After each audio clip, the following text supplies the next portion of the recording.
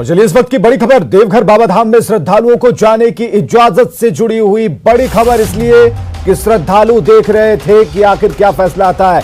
इधर supreme court ने सीमित संख्या में जाने की इजाजत दे दी है।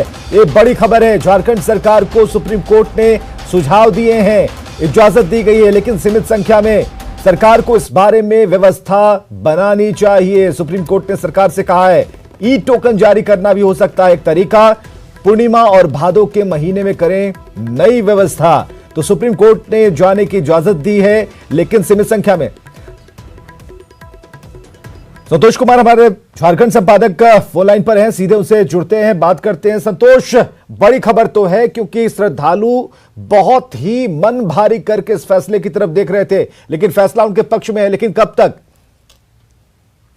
सुप्रीम कोर्ट ने इस बात को कहा है कि ई टोकन की व्यवस्था की जानी चाहिए, जिससे कि यहाँ पर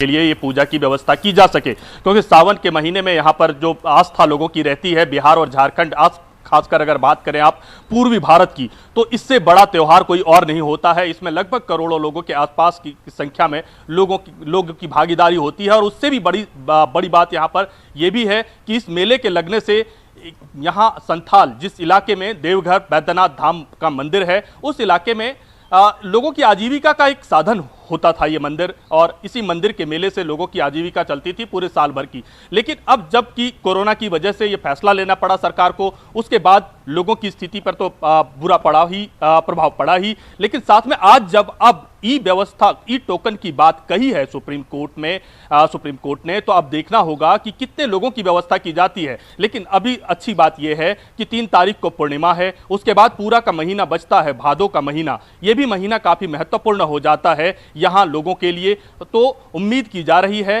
कि श्रद्धालुओं के मन में जो मायूसी थी कि बाबा का दर्शन नहीं हो पा रहा है, वो ई दर्शन बिल्कुल भक्त और भगवान के बीच में कहीं जो एक दूरी हो रही थी उसे पाटने की कोशिश की है, और ये अमली जामा इसे पहनाया भी जा सकता है बहुत जल्द ही। लेकिन 2 चीजें हम संतोष जानना चाहेंगे कि एक तरीका बताया गया है, उस तरीके में कहा गया है ई टोकन, और हमें जैसा कि याद है और आपको भी याद होगा कि ई टोकन की व्यवस्था पहले में थी, वो थी संख्या को गिनने के लिए कि बाबा के दरबार में 1 लाख 2 लाख या कितने श्रद्धालुओं ने जलाभिषेक किया।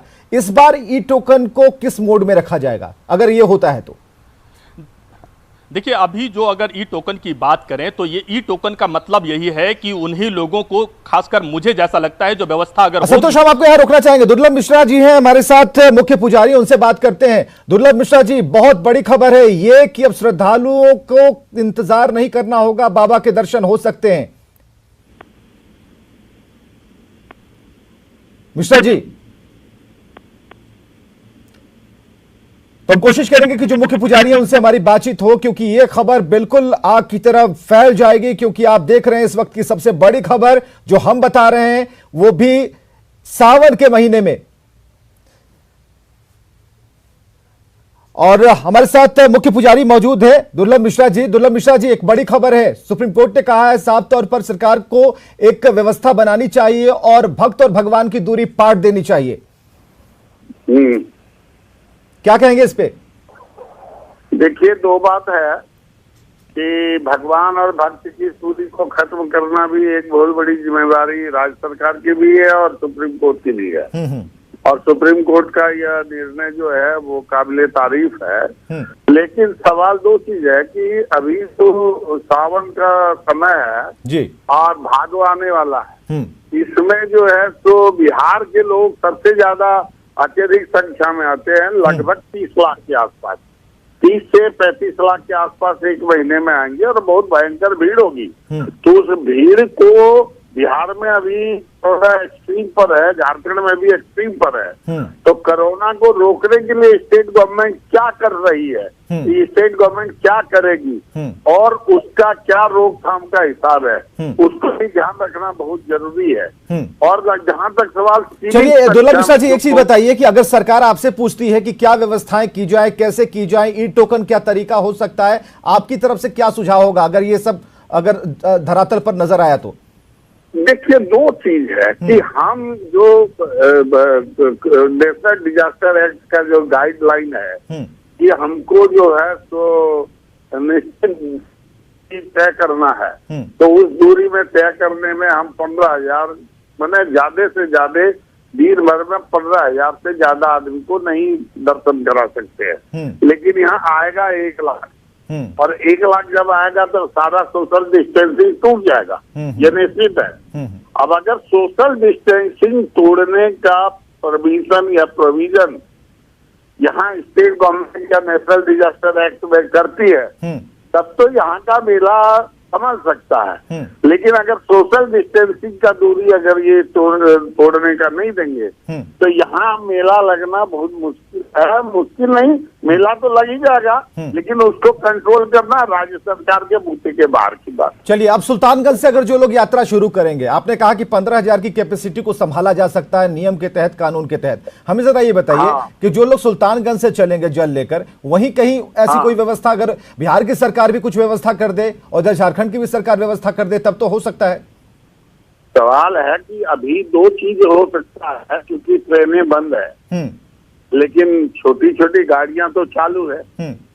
अब छोटी गाड़ियां 2 व्यवस्था तो हो सकती है कि अगर बिहार सरकार सुल्तानगंज में पहुंचने वाले सभी यात्रियों को यह कंपलसरी कर दे कि आपका कोविड टेस्ट होना कंपलसरी है, और जब तक कोविड टेस्ट का नेगेटिव नहीं आता है आप सुल्तानगंज एंट्री नहीं कर सकते, नंबर 1। ठीक है। नंबर 2, सुल्तानगंज से देवघर एंट्री करने के बीच में कबल में अगर कोई कोविड टेस्ट आता है तो उसको गेट पर ही रोकना होगा और वहीं उसको क्वारंटीन करना होगा। ठीक है। ये व्यवस्था अगर हो तो कुछ हद तक चल सकता है, तब ये कैपेसिटी आप बढ़ा सकते हैं। हालांकि आप मुख्य पुजारी हैं, जब इसकी मीटिंग होगी तो क्या ऐसे ही प्रस्ताव सामने आएंगे? इस रिजल्ट पर आप जल्द से जल्द पहुंच सकते हैं, क्योंकि जो तरीका बताया गया है कि हम ई टोकन की व्यवस्था कर सकते हैं, या और पूर्णिमा और भादो के महीने में नई व्यवस्था की जा सकती है, हो सकेगा? मुश्किल नहीं, मुश्किल है। देखिए, पूर्णिमा और भादो का महीना, अभी तो सावन है, जैसे सुप्रीम कोर्ट का आदेश निकला है लोग तैयारी करना शुरू कर देंगे आने के लिए। और अभी जो है सोमवार को राखी पूर्णिमा है, तो अगर किसी तरह छूट हुआ। मिश्रा जी 1 मिनट का समय लेंगे, आप जरा लाइन पर रहिएगा, आप हमसे बात करते रहेंगे, लेकिन जानकारी आपसे लेंगे। निशिकांत दुबे जी सांसद हैं और उनके अथक परिश्रम से उनकी याचिका पर ये फलाफल सामने आया है। निशिकांत दुबे जी, कैसे होगी ये व्यवस्था भादो के महीने में? तरीका तो ई टोकन का है, लेकिन मुख्य पुजारी ये कह रहे हैं कि एक दिन में 15,000 लोग ही ये करें तो संभाला जा सकता है। पुजारी कौन है वहाँ? जी, दुर्लभ मिश्रा जी अभी हमसे बात कर रहे थे। कौन? दुर्लभ मिश्रा जी हमसे बात कर रहे थे। वहाँ दुर्लभ मिश्रा जी हमारे गार्जियन है, अभिभावक है जी, वो हमको मेरे से ज्यादा जानते हैं, मैं उनका सम्मान करता हूँ। लेकिन जहाँ तक सवाल है तो वहाँ के मुख्य पुजारी सरदार पंडा है, और सरदार पंडा से ज्यादा जो है उस कमेटी के जो चेयरमैन है, जो ट्रस्ट है, वो मुख्यमंत्री। और आज कोर्ट ने पूछा था कि राज्य सरकार यदि इसकी व्यवस्था करने में सक्षम नहीं है तो केंद्र सरकार कर सकती है क्या? केंद्र सरकार में माननीय मोदी जी की सरकार है, अमित शाह जी की सरकार है, भारतीय जनता पार्टी की सरकार है, सेकुलर सरकार है। इसको पता है कि यदि मस्जिद और गुरुद्वारा खुलना है तो मंदिर भी खुलना है। उन्होंने कहा कि यदि राज्य सरकार व्यवस्था नहीं कर पाएगी तो केंद्र सरकार उसकी व्यवस्था करेगी। और आज उच्चतम न्यायालय ने केवल देवघर और बासुकीनाथ मंदिर की नहीं, पूरे देश भर के मंदिर को खोलने की व्यवस्था की है। सीमित संख्या में लोगों को जाने की व्यवस्था की है कोरोना के कारण। मेरा तो याचिका सीधा सिंपल था कि त्रेता युग से आज तक ये कांवड़ यात्रा नहीं रुकी है, ये इलीगल काम हो रहा है, धर्म के खिलाफ काम हो रहा है। नहीं, हमारा एक सवाल निशिकांत जी, एक सवाल जो है कि कैसे उसकी प्लानिंग, ठीक है व्यवस्थाएं तो करनी होंगी, लेकिन क्या इसकी प्लानिंग जब होगी तो सुझाव दिए जा सकते हैं? ठीक है, समस्या है, कोरोना काल है, लेकिन उसके समाधान का तरीका क्या हो सकता है कि श्रद्धालु भी दर्शन कर लें, कुछ हो भी नहीं और सब कुछ बम बम हो? जितने लोगों को सुप्रीम कोर्ट ने इजाजत दी है वो पहले से ऑनलाइन रजिस्ट्रेशन कराएंगे, पास बनेगा उनका, और वही लोग उसमें पूजा करने के लिए जाएंगे, उसमें कोई परेशानी नहीं। दुर्लभ मिश्रा जी ने कहा कि बिहार और झारखंड दोनों सरकारों को काम करना होगा और जो कोरोना की जांच है वो बीच बीच में होती रहेगी, तब ये कुछ संभव है कि कुछ हद तक हम 15 से 20,000 की तरफ जा सकते हैं? नहीं, 15-20,000 कहा ही नहीं है ना, 300 लोगों के लिए कहा है। 300 लोगों को? हाँ, 15 से 20,000 लोगों के लिए नहीं खोला है। हाँ। और 300 लोगों को मैनेज करके पूजा कराना बहुत ही आसान है, और पूरी रिपोर्ट की कॉपी आ जाएगी तो मैं कहूंगा, मैं केवल इतना ही कहूंगा। ठीक है निशिकांत जी, बहुत बहुत शुक्रिया, बहुत बहुत शुक्रिया। तो जो अभी तक बात क्लियर हुई है और जो कॉपी है फैसले की, निर्णय की कॉपी है, वो जब सामने आ जाएगी तो और भी क्लियर हो जाएगा। हमारे साथ दुर्लभ मिश्रा जी शायद मौजूद हैं। दुर्लभ जी, 300 आदमी तो दर्शन कर सकते हैं, 300 श्रद्धालु?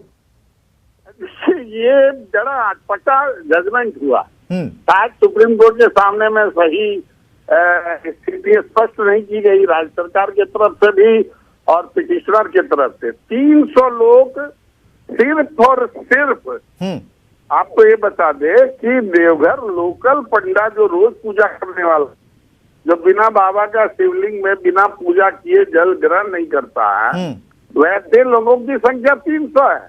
चलिए, बिल्कुल बिल्कुल सही कहा आपने दुर्लभ जी। आप हमारे साथ जुड़े रहिए। संतोष जी के पास चलते हैं। संतोष, जो बातें अभी आपने सुनी उसमें तो एक बात है कि चलिए 300 ही सही, लेकिन दुर्लभ मिश्रा का यह कहना है कि 300 से ज्यादा तो पंडे ही हैं जो आहार भी बाबा के दर्शन के साथ ही शुरू करते हैं। तो ऐसे में पहले 300 वो और 300 फिर श्रद्धालु, हो गए 600।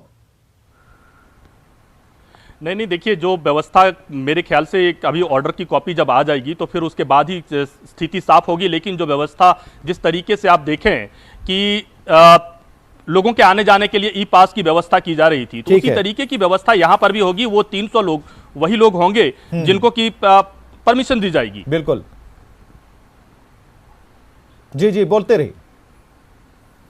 जी, तो ये कह रहे हैं कि अभी एक सांकेतिक बात कही है, सुप्रीम कोर्ट ने ये कहा है कि ई टोकन की व्यवस्था के माध्यम से ही पूर्णमासी का जो आने वाला है, पूर्णमासी और भादो का महीना, क्योंकि पूरे 27 से 27 दिन निकल गए, जिसमें कि बैद्यनाथ धाम में लोगों के बीच, लोग और बाबा के बीच में दूरी बन गई थी। उस दूरी को पाटने की कोशिश की है, एक रास्ता दिखाने की कोशिश की है। लेकिन राज्य सरकार की तरफ से भी यह कहा गया कि कोरोना की स्थिति यहां पर काफी खराब होती जा रही है। ऐसी स्थिति में राज्य सरकार के वकील ने यह भी कहा है कि हो सकता है कि राज्य में लॉकडाउन लगाने की स्थिति आ जाए, तो ऐसे में पूजा पाठ की यह व्यवस्था कैसे होगी। लेकिन सुप्रीम कोर्ट ने इन दलीलों को नहीं माना और सुप्रीम कोर्ट ने कहा है कि ये एक ठीक है, तो उस फैसले की कॉपी आ जाने दीजिए।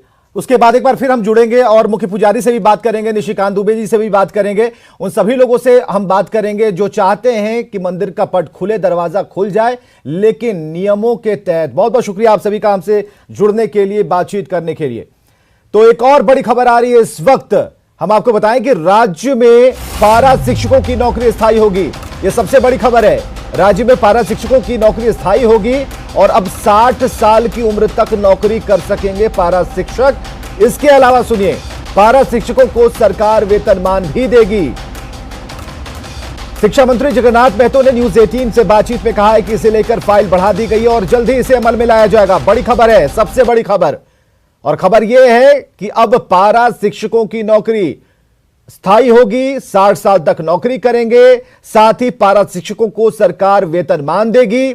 और यह अहम जानकारी खुद शिक्षा मंत्री ने न्यूज 18 से बातचीत में कहा है। इसे लेकर फाइल बढ़ा दी गई है, जल्द ही इसे अमल में भी लाया जाएगा।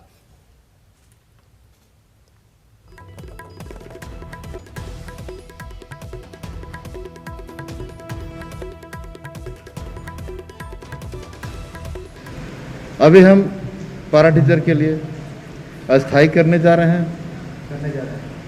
निश्चित तौर पर अस्थायी करेंगे। परमानेंट नहीं, अस्थायी। लोग परमानेंट पूछ जाता है। 60 साल के लिए हम लोग अस्थायी करेंगे, जो हम लोग को वार्ता हुआ है। उसका अभी विधि विभाग फाइल गया है। जैसे ही वो आएगा, फाइनेंस में जाएगा, उसके बाद कैबिनेट में आएगा। कैबिनेट का जो मंत्रिपरिषद का निर्णय होगा, अभी वेतनमान की बात चल रहा है, उसमें भी हम लोग कहेंगे कि जो मेहनत करता है उसको उनका उतना वेतन मिलना चाहिए। और इधर बीजेपी नेता के साथ दुष्कर्म के आरोप में जेल में बंद बाघमारा के विधायक ढुल्लू महतो को झारखंड हाईकोर्ट से जमानत मिल गई है। तीसरी सबसे बड़ी खबर हम आपको बता रहे हैं इस वक्त की, झारखंड से, जहां विधायक ढुल्लू महतो को झारखंड हाईकोर्ट से जमानत मिली है। और इस मामले में दोनों पक्षों को सुनने के बाद हाईकोर्ट ने फैसला पिछले दिनों सुरक्षित रखा था। आरोपों से घिरे बाघमारा विधायक ढुल्लू महतो 11 मई से धनबाद जेल में बंद हैं। बीजेपी की महिला नेत्री ने विधायक ढुल्लू महतो पर यौन उत्पीड़न का आरोप लगाते हुए शिकायत की थी। हाईकोर्ट के आदेश पर विधायक के खिलाफ पुलिस ने 4 अक्टूबर 2019 को प्राथमिकी दर्ज की थी। हाईकोर्ट ने सुनवाई के दौरान एफआईआर में हुई देरी को आधार मानते हुए ढुल्लू महतो को जमानत देने का आदेश दिया है।